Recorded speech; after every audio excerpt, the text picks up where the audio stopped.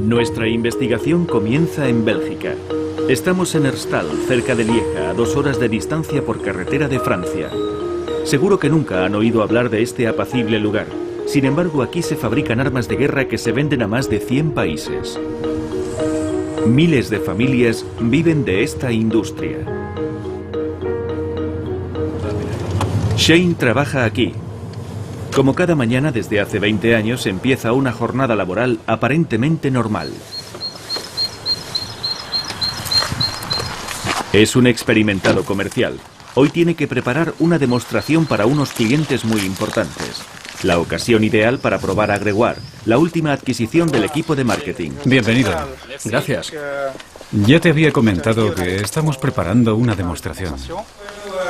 Shane le va a enseñar las triquiñuelas de un oficio en el que se venden unos productos un tanto especiales.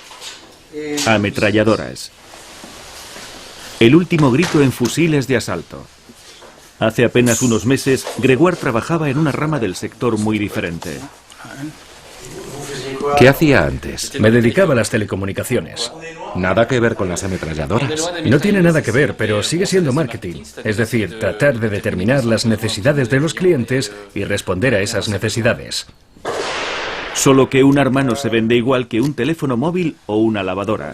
Los clientes no son gente corriente, son generales o altos responsables políticos.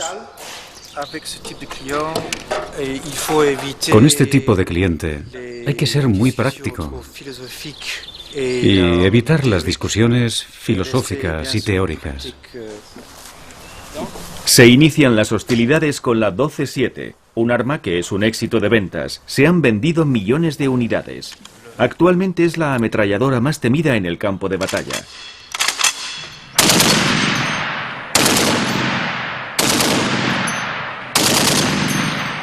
Realiza 1000 disparos por minuto y es capaz de alcanzar objetivos a 2 kilómetros de distancia. Helicópteros, vehículos, pocos blindajes resisten sus balas. El mercado es unánime ante los resultados obtenidos. Si la tripulación ve que los proyectiles entran en el vehículo, probablemente se precipite fuera lo antes posible, porque es consciente de que está en una posición en la que tarde o temprano será alcanzada. El efecto inflamable hace que si los proyectiles alcanzan el combustible, el vehículo se incendie y la tripulación tenga que salir. Este tipo de demostraciones son muy efectivas. Todo lo que hayamos podido decir antes se olvida en unos segundos. El cliente se queda con las imágenes. En efecto, nada mejor que una buena demostración en directo. Es mucho más eficaz que cualquier folleto. Basta con recargar el arma. Es lo que en la jerga del oficio se conoce como el muro de fuego. Shane no duda en sudar la camiseta. Su ayudante y él van a disparar cerca de 1000 cartuchos en menos de 2 minutos. Más vale no ponerse delante. Nos aseguran, sin embargo, que es un arma muy cómoda para el usuario. Hay que advertirle de que el cañón está muy caliente. Caliente de verdad. Se podría encender un cigarrillo con él. Pero el resto de las piezas están a una temperatura óptima para disparar. Y para demostrar que sus armas nunca fallan, sean cuales sean las condiciones atmosféricas y el terreno, Shane echa toda la carne al asador.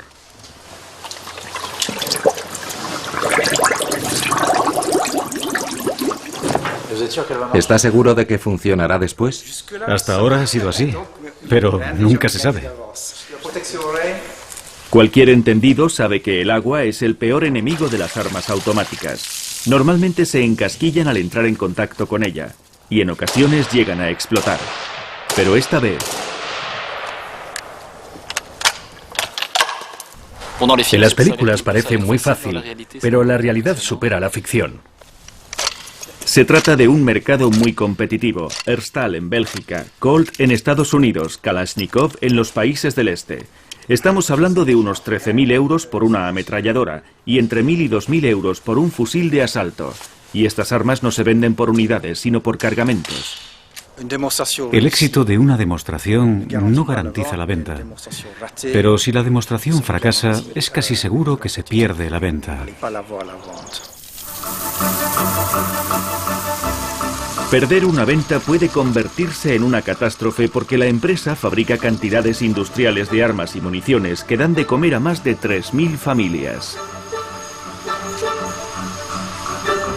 Personas normales y corrientes que no se ajustan a la imagen que tenemos de los comerciantes de armas. Sin embargo, sus armas y sus municiones forman parte de las noticias sangrientas de los informativos de la noche. La guerra de Irak, los bombardeos de Afganistán, la lucha antiterrorista.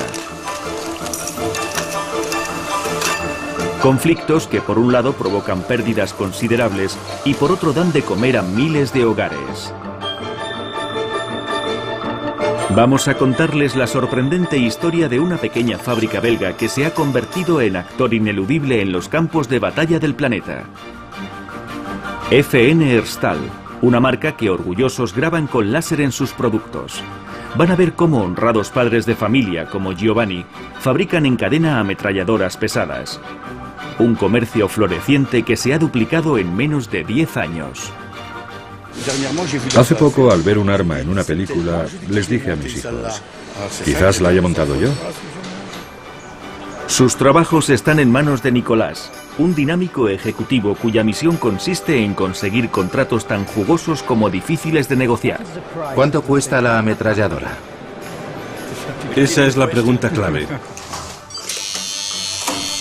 En su camino se ha cruzado un personaje considerado durante mucho tiempo un terrorista de primer orden, el coronel Gaddafi. Quiere imponerse en toda África, si es necesario por la fuerza. Por eso los comerciantes de armas lo buscan, aunque sea un personaje muy cuestionado. Vean si no cómo los trabajadores de Herstal salen a la calle y hacen de todo para conseguir el derecho a comerciar con Gaddafi. Es intolerable. Hemos venido para que nos escuchen. Lo peor para ellos sería que las armas cayesen en manos de unos personajes más siniestros aún, que las usarían sin ninguna ética ni moral. Nos referimos a los traficantes. El más temible de todos se llama Victor Wood. En su caso, la realidad supera a la ficción. Hasta Hollywood se ha inspirado en sus actividades ilegales y le ha inmortalizado en una película, El Señor de la Guerra. Conocerán a su mujer, Ala, que pasó varios años al lado del hombre más buscado del planeta. Nosotros lo hemos visitado en la cárcel. Guarda secretos de Estado sobre los tejemanejes no muy lícitos del comercio armamentístico. Secretos que pondrían en un aprieto a más de un gobierno. ¿Por qué me acusa todo el mundo? ¿Por qué dicen que fue Victor Wood? Revelaciones sobre un comercio que molesta.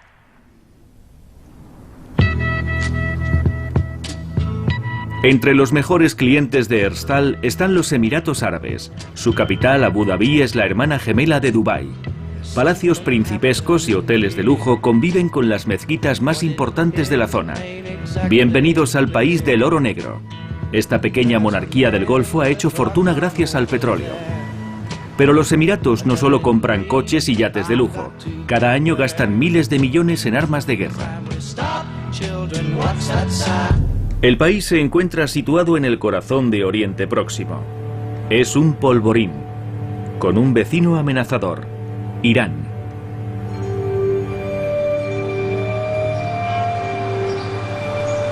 Nos volvemos a encontrar con Nicolás de Gotal en un hotel de lujo de la ciudad. Es director comercial de Herstal desde hace 15 años. Vender armas no tiene por qué estar bien visto, pero según él, es un mal necesario. Los países están legitimados para disponer de un armamento que les permita garantizar el respeto a las instituciones democráticas, a las instituciones generales, el orden y la seguridad. Hay que ser realistas. El hombre no puede evitar cometer estupideces. Eso es así desde que el hombre es hombre. Hoy le aguarda una dura jornada. Nicolás ha venido a participar en un acontecimiento emblemático del país, el Salón Internacional de Defensa, o lo que es lo mismo, uno de los mayores supermercados de armas de guerra del planeta.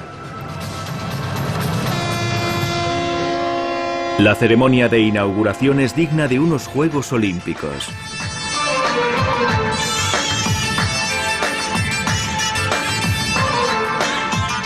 Militares de alto rango, príncipes, ministros, grandes industriales, unos invitados selectos que no han venido hasta aquí para ver bailes folclóricos, sino para ver esto. El espectacular desfile de máquinas de muerte recién salidas del taller para una batalla que, en primer lugar, será comercial. Ante ustedes el carro de combate BMB-3 de fabricación rusa. Está protegido contra las consecuencias de un ataque atómico, biológico y químico. Los clientes aquí presentes disponen de los mayores presupuestos para armamento del globo. En los stands, fabricantes venidos de los 5 continentes exponen sus productos que van de la alta tecnología a la última moda en camuflaje. ¿Cuánto cuesta ese carro? Eso depende. ¿Va a comprar 1 o 2.000? Del carro de combate al lanzamisiles, podemos encontrar de todo.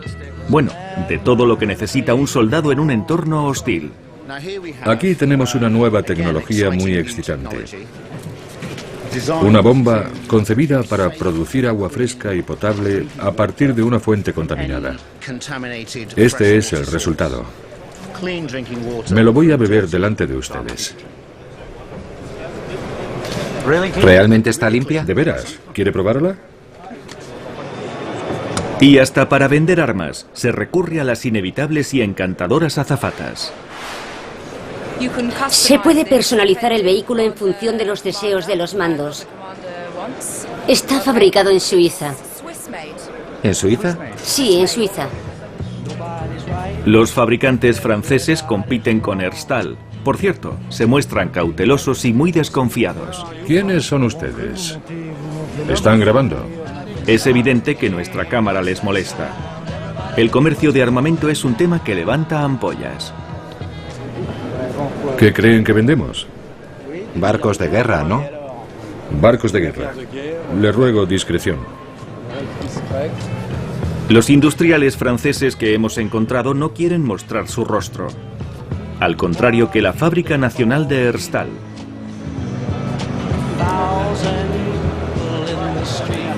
En su stand, Nicolás trata con clientes de la zona. ¿Qué tal las ametralladoras? Bien. ¿Funcionan bien?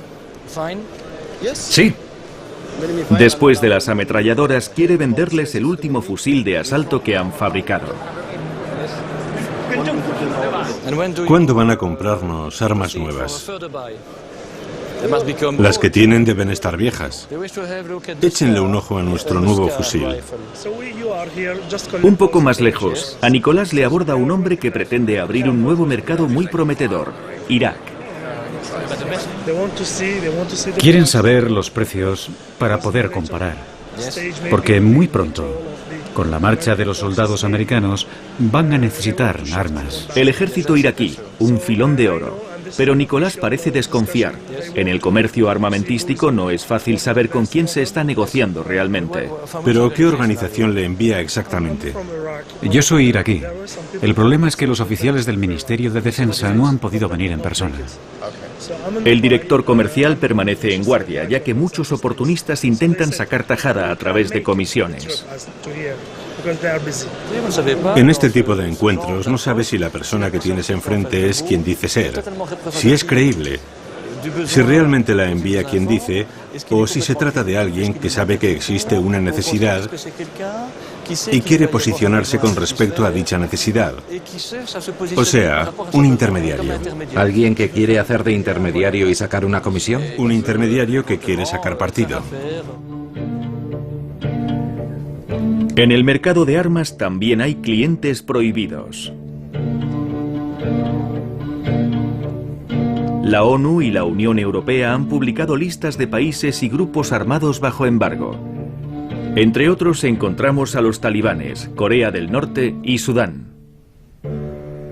Son las reglas del juego que aquí no todo el mundo parece respetar. La prueba la tenemos en el stand chino. ¿Sabe que algunos inspectores de Naciones Unidas Acusan a China de vender armas a países como Sudán o Darfur, pese al embargo. ¿Y por qué China no debería comerciar con ellos? Porque hay un embargo de la ONU. ¿Un embargo de la ONU? Sí.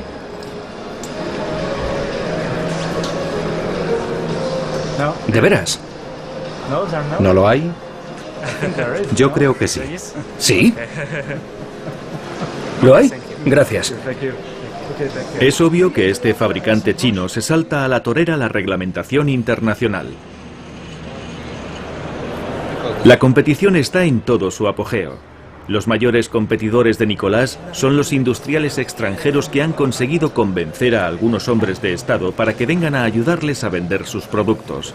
En el caso de Francia se ha desplazado el mismísimo ministro de Defensa, Hervé Morin. Ha venido para hacer de comercial de la industria tricolor. No piensen ni por un solo momento que lo que hace el gobierno francés no lo hace el gobierno americano o el gobierno inglés. Todos jugamos al mismo juego en este negocio.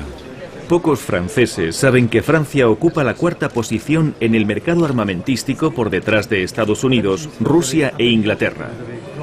El ministro se acerca al pabellón francés para ver cómo van las ventas. ¿Qué tal se vende el torpedo? Se vende bien. Es un excelente torpedo, pero es duro para todo el mundo. Los pedidos del ejército francés no bastan para dar trabajo a los 300.000 empleados de la industria de defensa tricolor. Es necesario vender en el extranjero, y para ello el ministro dice estar dispuesto a todo. Si tengo que ir y volver en 24 horas al otro lado del mundo para defender un programa o un producto, lo hago. En esta ocasión, el ministro ha venido por una razón muy concreta. Se llama La Ráfaga. Los Emiratos Árabes Unidos están considerando comprar 60 unidades del avión de combate francés. Un contrato colosal estimado entre 6.000 y 8.000 millones de euros. Pero cuando el ministro intenta vender el producto, no las tiene todas consigo. Su inglés no es muy fluido. Espero que puedan volar en este avión en unos años. Lo espero por ustedes. ¿Con quién se va a encontrar? Con el príncipe heredero. ¿Es una entrevista importante? Lo cierto es que él controla el país. Un vis a vis con el príncipe heredero Sheikh Mohammed bin Zayed, que también es vicecomandante supremo de las Fuerzas Armadas. Media hora más tarde sale el ministro, pero no conseguimos que nos diga nada. ¿Ha ido bien el asunto de la Ráfaga? No hablo de esos temas. Según las últimas noticias, la Ráfaga sigue sin venderse. Por muy ricos que sean los Emiratos, el precio les parece excesivo. El belga Nicolás no tiene estos problemas. Sus pedidos aumentan por la guerrilla de Irak y Afganistán. Cada año la cifra de negocio de Herstal aumenta una media del 10%. Una prosperidad insolente que beneficia a toda una región situada a miles de kilómetros.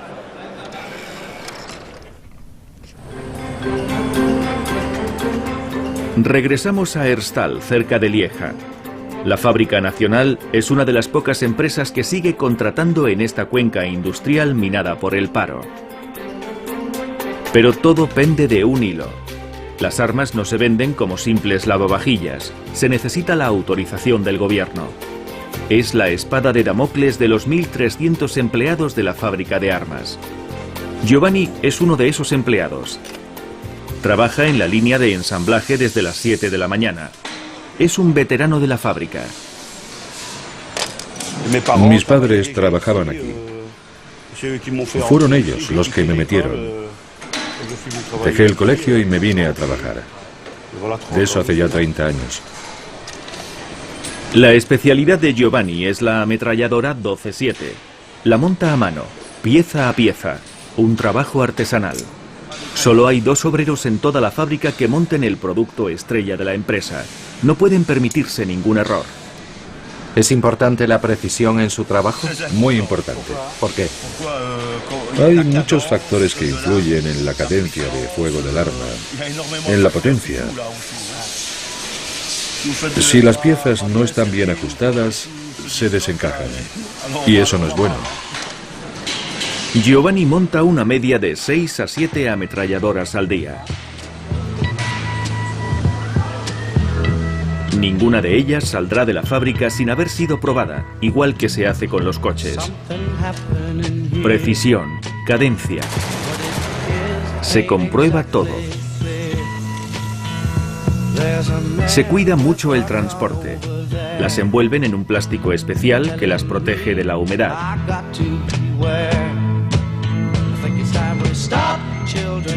No nos autorizan a grabar la salida de las cajas por seguridad.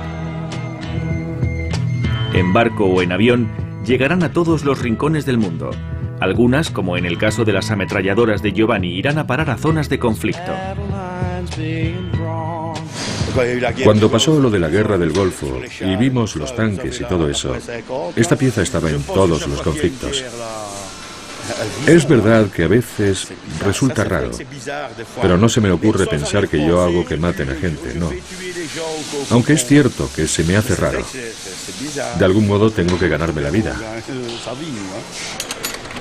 En estos momentos les llueven los pedidos. El negocio funciona tan bien que el año pasado cada trabajador recibió una prima de 1.200 euros.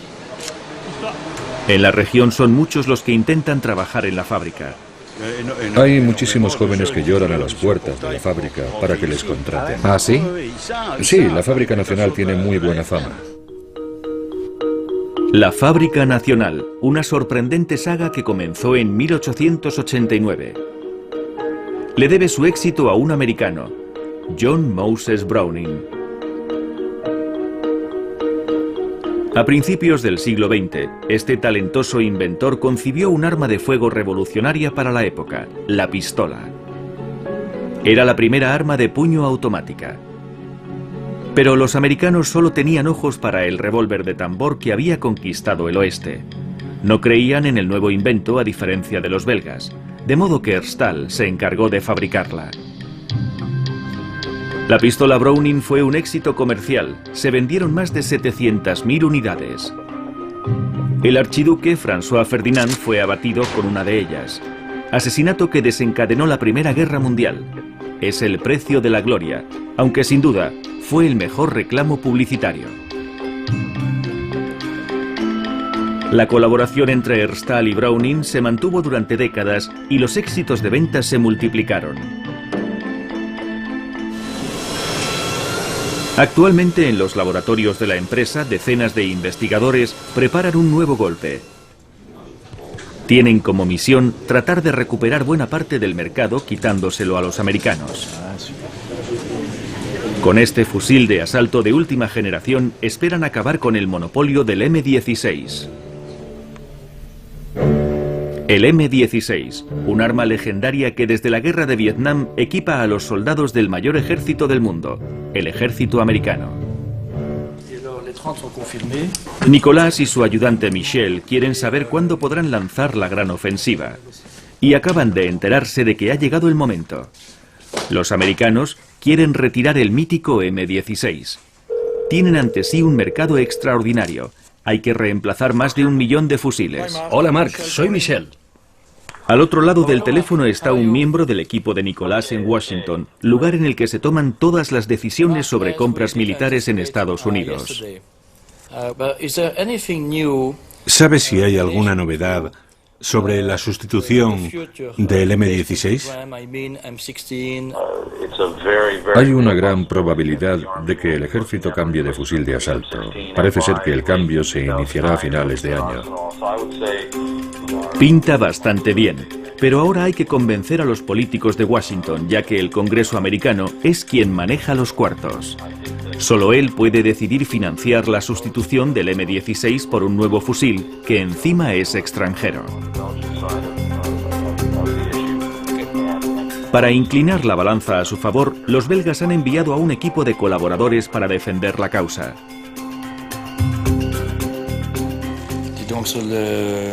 Lo del M16 está claro. Está allí todo el grupo que se apoyará principalmente en el equipo de FNMY que tiene su sede en Colombia. Un trabajo de hormigas, pero vale la pena. El que consiga el contrato del M16 conseguirá un contrato de medio siglo. Eso supone $1.000 millones, ¿no? Como mínimo. Como mínimo. Entonces habrá una lucha muy dura para conseguir el contrato. Sí, será total. Pero mientras llega el contrato de medio siglo, Nicolás tiene que enfrentarse a una grave crisis que pone en peligro el futuro de la empresa.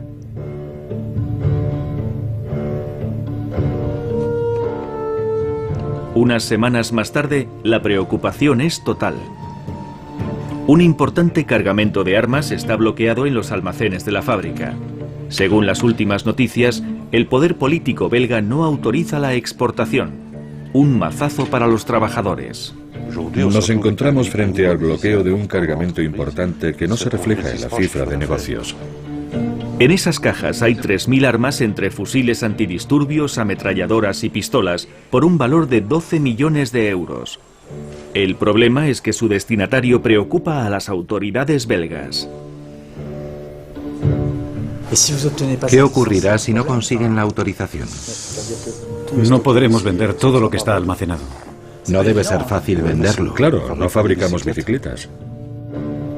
El país comprador cuyo nombre silencian los trabajadores no es un cliente cualquiera. Se trata de Libia. Su dirigente es el polémico coronel Gaddafi. Figura del terrorismo internacional en los años 80, cuando el dictador apadrinaba a unos 30 movimientos terroristas. Tiene en su haber los atentados de Lockerbie y el del vuelo francés DC-10 de Utah, que se saldó con un balance de 170 muertos. Salvo que hoy, el que fuera la bestia negra de los occidentales casi tiene fama de santo y recibe los cumplidos de políticos y periodistas. Gaddafi, siguiendo el juego a los americanos, se ha hecho con un puesto en la escena Ha internacional. aceptado indemnizar a las víctimas del DC-10 de Utah y le han perdonado la cantidad que debe. En 2004 se levantó el embargo de la ONU que prohibía todo tipo de comercio con su país. Un filón para los comerciantes de armas. Después de 20 años de embargo, el ejército libio necesitaba reequiparse. Francia está en primera línea. En 2008 firmó un contrato por 168 millones de euros por el suministro de misiles anticarro Milán con la bendición y el apoyo del jefe del Estado. Los libios van a gastarse cientos de millones de euros para que funcionen las empresas francesas. ¿Tengo que pedir perdón por ello? ¿Qué me reprochan? ¿Que consiga contratos? Actualmente todo el mundo vende armas al coronel Gaddafi, pero en Bélgica el tema está paralizado. Y como resultado, Nicolás, director comercial de la fábrica nacional, Giovanni, montador de ametralladoras, y el resto de los trabajadores de la fábrica están parados a la espera de la decisión de las autoridades belgas. La suerte de 3.000 armas destinadas a Libia se está jugando en Bruselas. Todo depende de un hombre. Estamos en el Ministerio de Asuntos Exteriores de Valonia, región de la que depende legalmente la fábrica nacional Herstal. Philippe Suinen, muy temido por los industriales armamentísticos, preside la comisión que examina y toma las decisiones en materia de exportaciones de armas en la región. Para él, lo que cuenta no es la cartera, sino la ética. A veces se pierden mercados. Pero, ¿qué es mejor? ¿No es mejor ser un país que respeta la visión internacional y se preocupa por determinados valores que ser un país del que todos desconfían porque autoriza alegremente todo tipo de exportación de armas? Los obreros de la fábrica nacional no ven cercana la solución del problema. Philippe Suinen todavía no está dispuesto a conceder el certificado de último destino, documento que certifica que las armas irán al país comprador y no a otro lugar. Bélgica se cuestiona si las armas destinadas al coronel Gaddafi podrían ser revendidas a países bajo embargo o a grupos irregulares.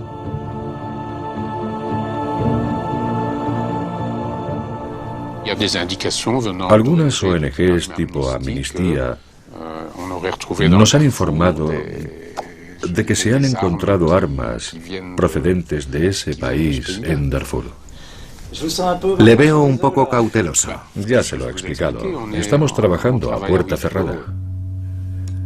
Para crearse una opinión, Philippe Suinen ha recurrido a los servicios secretos y a otros organismos que investigan el desvío y el tráfico de armas. Luc Mampé forma parte de uno de estos organismos. Después de realizar las investigaciones pertinentes, tiene una información muy negativa acerca de Libia. Un informe de instrucción de la justicia italiana revela que los libios han intentado comprar cantidades astronómicas de Kalashnikov chinos para revenderlos a grupos rebeldes. El mismísimo yerno del coronel Gaddafi parece estar implicado. Según el fiscal italiano de Perugia, es obvio que las armas no estaban destinadas a permanecer en Libia, que es un país muy pequeño con 3 millones de habitantes y un ejército compuesto por 80.000 hombres. De modo que no necesitan 500.000 fusiles de asalto, además de los que ya poseen. Y siempre, según el fiscal italiano, dichas armas estaban destinadas no solo al Chad, sino también a Sudán, e incluso a Irak y a la República Democrática del Congo. ¿Debe comerciar Bélgica con un país que parece hacer de intermediario para grupos armados ilegales? Las autoridades temen ver a sus empresas y a su país implicados en matanzas.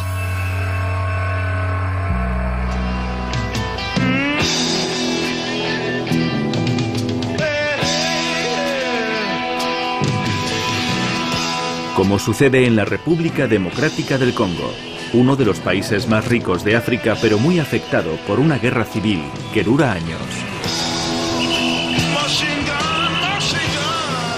Aquí, en la provincia de Nord Kivu, el ejército regular se enfrenta desde hace años a diferentes grupos rebeldes. Pese al embargo, en este país circulan más de 1,5 millones de armas. Como medida de seguridad, el taxista indica cada 10 minutos nuestra posición. Acabo de pasar Alfa 14. En el Congo, no solo la circulación es peligrosa. Hay grupos armados que atacan a la gente. De modo que nada de pasear. En esta semana ha habido 5 emboscadas de las milicias armadas en el sector.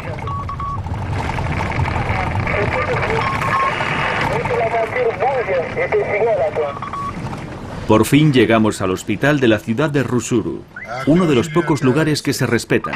Aquí las armas están prohibidas. Hemos llegado al hospital. En los momentos más duros del conflicto había unos 100 heridos diarios. Se supone que ahora hay un periodo de calma. Sin embargo, las víctimas desfilan hacia el quirófano.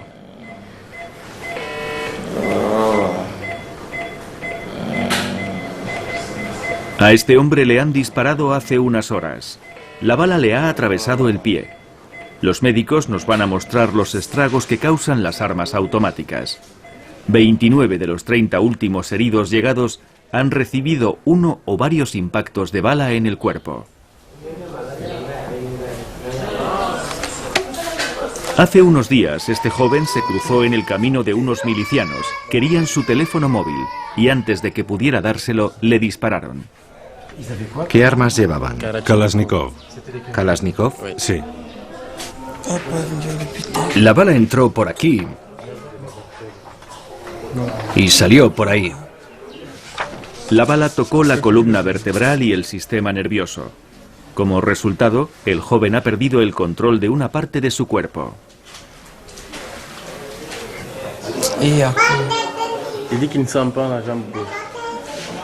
Dice que no siente la pierna izquierda. No controla los esfínteres, ni la orina, ni las heces, y puede empeorar. Son daños difíciles de reparar. En muchas ocasiones no se puede hacer nada. Quiero mostrarles otro caso. Este campesino se encontró entre dos fuegos durante un enfrentamiento entre militares. Cuando intentaba huir, fue alcanzado por una ráfaga. No vi el arma que me disparó, pero me han dicho que era una ametralladora. Recibí disparos aquí, aquí y aquí. Y aquí debí recibir muchos, porque me arrancaron todos los músculos. Los músculos, la tibia y 40 centímetros de pierna fueron literalmente pulverizados. A los médicos no les quedó más remedio que amputar. Prácticamente desapareció todo. Tenía unas lesiones muy graves. Incluso en el más especializado de los hospitales, habría resultado imposible salvarle la pierna. No estamos hablando de armas pequeñas, sino de armas de guerra. Secuelas de por vida, amputaciones de brazos y piernas. Cuando te alcanza un arma automática es como una lotería en la que siempre se pierde. Este joven de 20 años recibió un disparo en la cabeza. Desde entonces está en coma. Nadie sabe si despertará algún día y si lo hace, en qué estado. Las armas de guerra han matado a cientos de miles de personas en el Congo, en su mayoría civiles.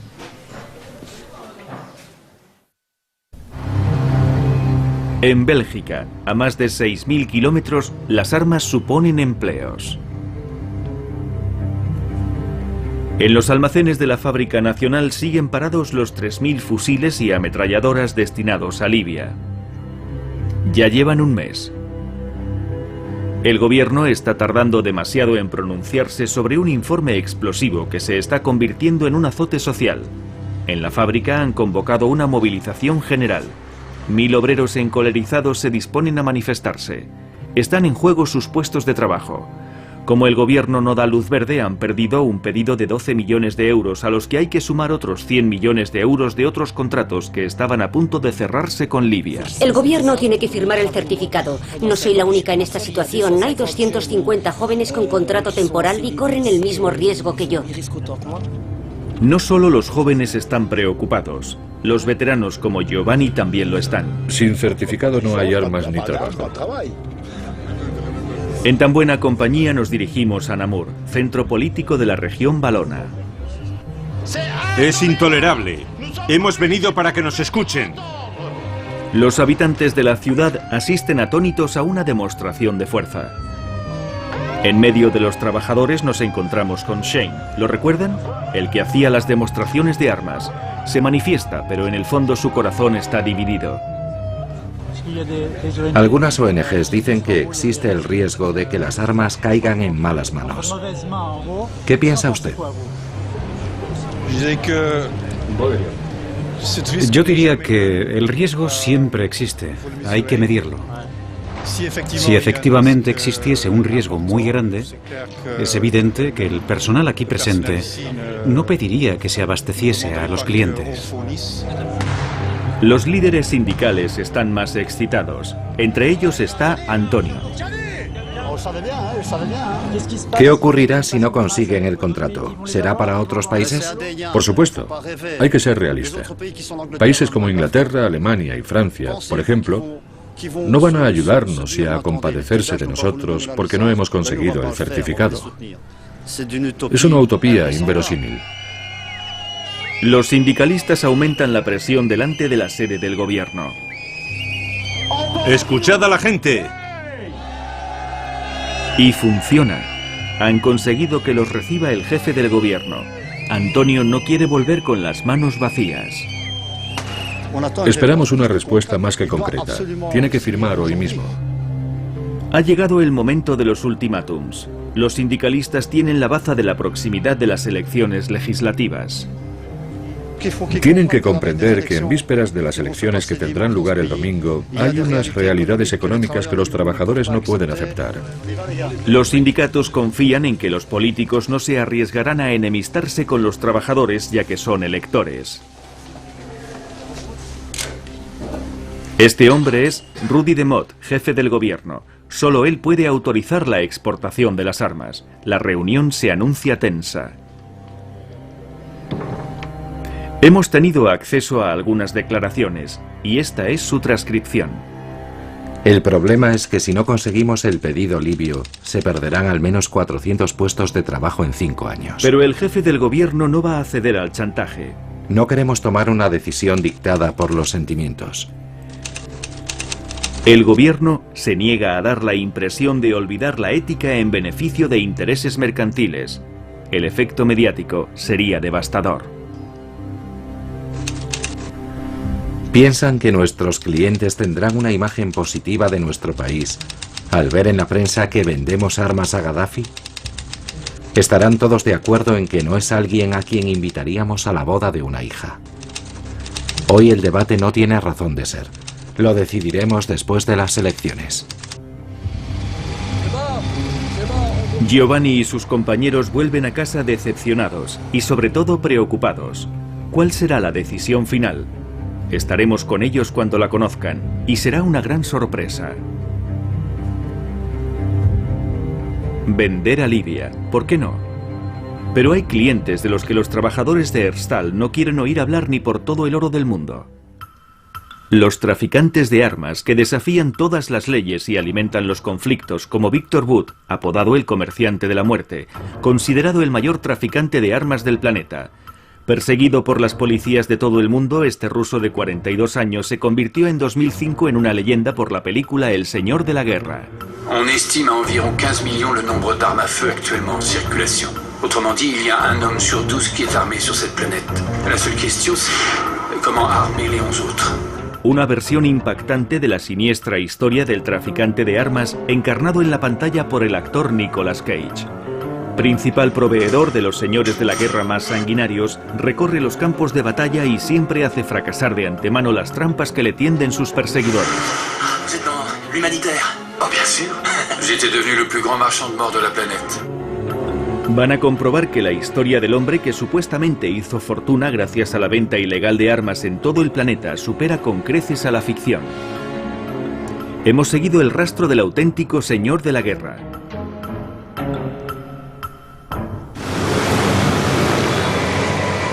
Estamos en Bangkok, Tailandia. Después de semanas de negociaciones hemos podido contactar con el célebre traficante. Esta mujer nos conducirá hasta él. Es rusa, se llama Ala y es su esposa.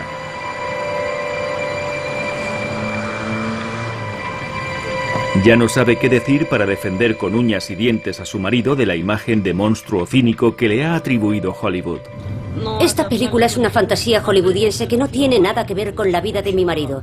Víctor no tiene nada en común con el protagonista. Cuando los agentes americanos se dirigen al tribunal dicen ¿han visto la película? Ya saben quién es Victor Bout. Da igual, su marido fue detenido aquí hace 12 meses. Bout había venido a Tailandia para negociar la venta de 800 misiles tierra-aire con los representantes de una organización terrorista colombiana. Pero en realidad era una trampa que le habían tendido los servicios secretos americanos. Llevaban 6 meses siguiéndole la pista. ¿Sabe cuánto se gastaron los americanos para detener a su marido? Entre 10 y 12 millones de dólares, quizá más.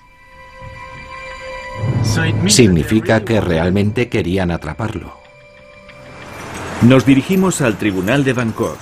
Allí vamos a encontrarnos con el hombre que supuestamente es el mayor traficante de armas del planeta. En medio de los presos comunes tailandeses aparece un occidental. Es él, Victor Bout. Lleva un año tras los barrotes y el ruso lo niega todo. Su pasado está rodeado de misterio. Según parece, nació en Tayikistán, pasó por las filas del ejército soviético. A principios de los 90 se lanzó al mundo de los negocios y casi milagrosamente acabó dirigiendo un imperio del transporte aéreo. Conseguimos concertar una entrevista con él mientras espera comparecer ante el tribunal. ¿Cuánto tiempo podemos hablar? Unos 20 minutos. ¿20 minutos? Vale. Según Victor Bout, sus actividades eran totalmente legales. He transportado fruta fresca, pollos congelados, flores, productos electrónicos, textiles, productos de gran consumo. Me fueron muy bien los negocios durante un periodo muy largo. Nunca he hecho nada malo. Nunca me he escondido. He llevado mi empresa legalmente. Todo ha sido siempre público. Se describe a sí mismo como un honesto hombre de negocios cuando en realidad contra él pesaba una orden de arresto internacional emitida por la Interpol. Estaba en la lista negra de la ONU, de modo que solo podía viajar utilizando pasaportes falsos. ¿Dónde están las pruebas de mi culpabilidad? Que me enseñen las pruebas, las fechas, los países, los lugares de las entregas. Todos son informaciones falsas, como en la Segunda Guerra Mundial. Las pruebas existen. Un investigador de Naciones Unidas siguió sin descanso al presunto comerciante de la muerte a lo largo de toda su carrera. Se llama Johan Peleman. Nos encontramos con él en el Congo. Pasó 10 años de su vida persiguiendo a Victor Bout por todo el mundo hasta que lo pilló. El investigador descubrió los tentáculos de la red del ruso en 1995 cuando investigaba la violación de los embargos sobre el suministro de armas en África. Cuando se aplica un embargo sobre un país o cuando hay una guerra civil, aparece otro tipo de comercio, como es el del mercado negro, en el que los beneficios son mucho mayores. Nos entrevistamos con rebeldes, con pilotos, así como con cascos azules que estaban en países en conflicto o con guerras civiles, y el nombre de Victor Bout aparecía en todas partes: Liberia, Angola, Ruanda, Congo. Vamos a seguir el hilo de las investigaciones con el enviado de Naciones Unidas. Estamos en Goma, antiguo hogar de la guerra civil congolesa y terreno de prospección comercial de Victor Bout. Sin ideología precisa, excepto la de su cartera, el ruso abastecía a las facciones rivales del conflicto. En estos contenedores de la ONU hay cientos de armas requisadas a las milicias rebeldes, los clientes favoritos de Victor Bout. Se trata en su mayoría de Kalashnikov, fabricados en los antiguos países del bloque del Este. Un arma robusta y barata, el no va más del mercado de la muerte a precios de ganga. Se pueden comprar armas como estas, de segunda mano, por entre 50 y 100 dólares en Congo u otras zonas inestables de África. Esto supone que por 5.000 dólares se puede crear una pequeña rebelión de 100 personas. Victor Bout utilizaba sus aviones para transportar este tipo de armas en grandes cantidades. Realizaba las entregas en 48 horas e incluso en 24. Armas que a Victor Bout le llegaban caídas del cielo después de la caída del Imperio Soviético, como cuenta la película El Señor de la Guerra. Los arsenales militares de los antiguos países del Este estaban abandonados y el traficante ruso aprovechó la ocasión para abastecerse. ¿Hubo muchos cargamentos? Podemos hablar de cientos de vuelos de aviones de 40 toneladas cargados de Kalashnikov. Un buen negocio. Estamos hablando de unos 100.000 dólares por vuelo.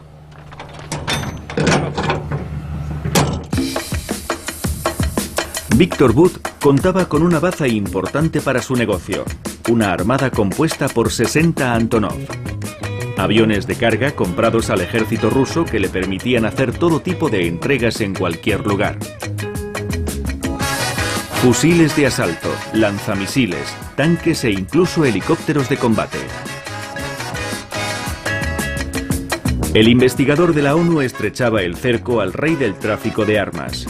Intocable, Victor Bout se ocultaba detrás de multitud de hombres de paja y de sociedades pantalla que abría y cerraba en función de sus operaciones ilícitas. Hemos podido encontrar a uno de los matones de Bout en Goma. De 1997 a 2004 fue responsable de cargamentos ilegales de armas. Quiere permanecer en el anonimato por razones de seguridad. ¿Víctor Bout era su jefe? Era mi jefe. Transportaba armas. El 89% provenían de Ucrania. A veces, cuando había muchos civiles en el aeropuerto, cogíamos los Kalashnikov y los escondíamos en sacos de judías. Cargábamos cajas de cerveza y metíamos la munición entremezclada. En un avión de unas 7 toneladas metíamos 3 toneladas de cerveza y 4 de munición. Era mucho. El cerebro era Víctor, pero se cuidaba mucho de estar presente cuando se efectuaban los cargamentos. Él dirigía las operaciones a distancia. Una vez que ingresaba el dinero en el banco, daba la orden para que despegase el avión. Pero ¿cómo se las arreglaba Victor Bout para poder abastecer a países bajo embargo? Para sacar armas de una fábrica se necesita un documento, el certificado de último destino, el famoso End User, que se le deniega a Herstal para el pedido de Libia. Víctor los falsificaba. Pongamos un ejemplo, este documento cuyo destinatario oficial es Guinea, un país africano que tiene autorización para comprar armas. Víctor conseguía documentos falsos gracias a funcionarios guineanos corruptos, luego los vendía a precio de oro. En principio es un documento que no se puede vender, pero él vendía cada documento falso por entre 20.000 y 50.000 dólares. El avión de carga despega en Kirguistán con 30.000 misiles y 50.000 granadas a bordo, pero no aterriza en Guinea. En el último momento cambia el rumbo hacia el país vecino, Liberia, dominado por un cliente habitual de Bout, Charles Taylor, señor de la guerra. Actualmente está siendo juzgado por crímenes de guerra y crímenes contra la humanidad. Cientos de vuelos, millones de armas vendidas. Resulta imposible estimar la fortuna amasada por Victor Bout en los casi 15 años en los que se dedicó al tráfico. Frente a las pruebas, el ruso grita que se trata de un complot internacional. No se dan cuenta de que la ONU es un organismo corrupto. Pretenden que creamos que esos informes sobre mí están hechos de forma profesional. Desgraciadamente, todo es política. Todo forma parte de una gran campaña contra Rusia, orquestada por los medios de comunicación americanos. Reconoce haber transportado armas en varias ocasiones, pero siempre dentro de la legalidad y para clientes fuera de toda sospecha. En 1994, por ejemplo, participé en una operación por cuenta del ejército francés. Era la época de la crisis humanitaria de Ruanda. Sí, nosotros transportamos a los soldados con sus armas en nuestros aviones. ¿Algún problema con esa entrega? En su defensa, Víctor alega que fue Francia la que recurrió a sus servicios. Hagamos memoria.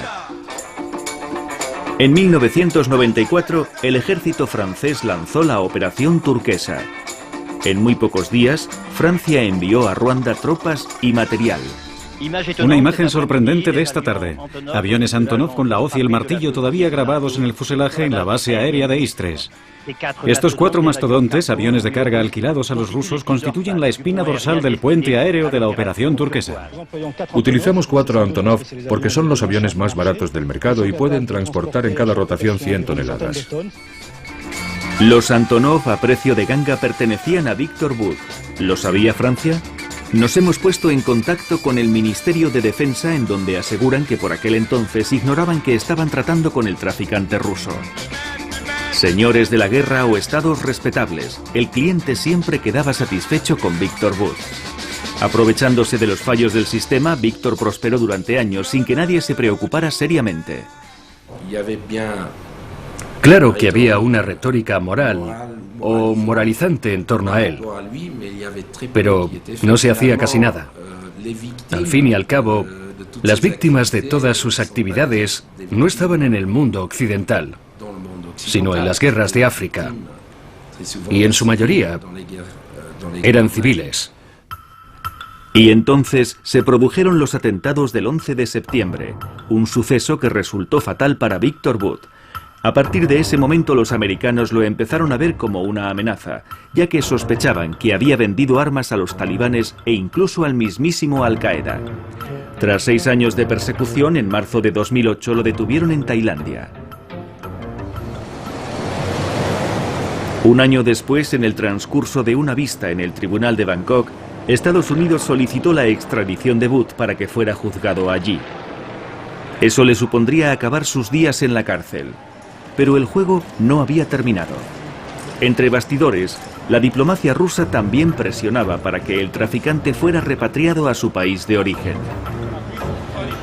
Durante las vistas, el embajador de Rusia está siempre al lado de Al Abud.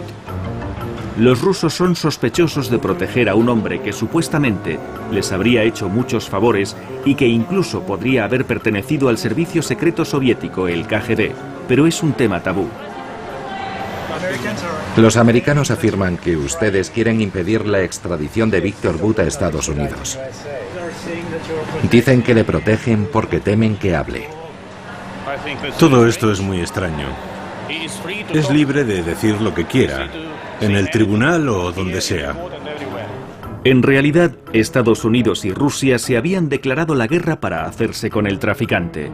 Los miembros del Congreso americano incluso redactaron una misiva vengativa en la que acusaban a los rusos. Estamos muy preocupados. Los informes dan a entender que el gobierno ruso intenta influir negativamente en la justicia tailandesa.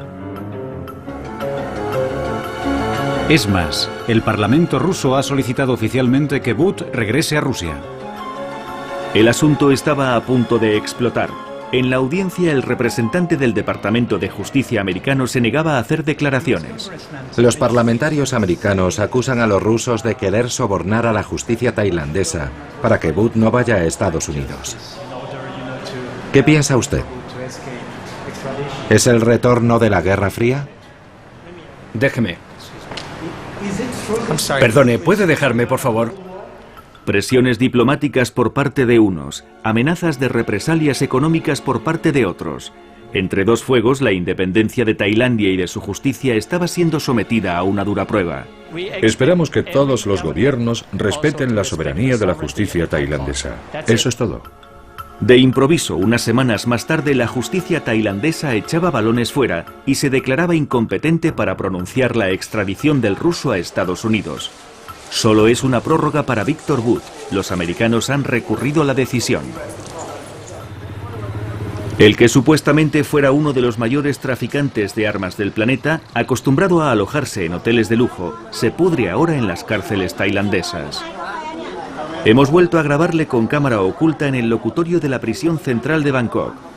Una pregunta crucial no se nos quita de la cabeza.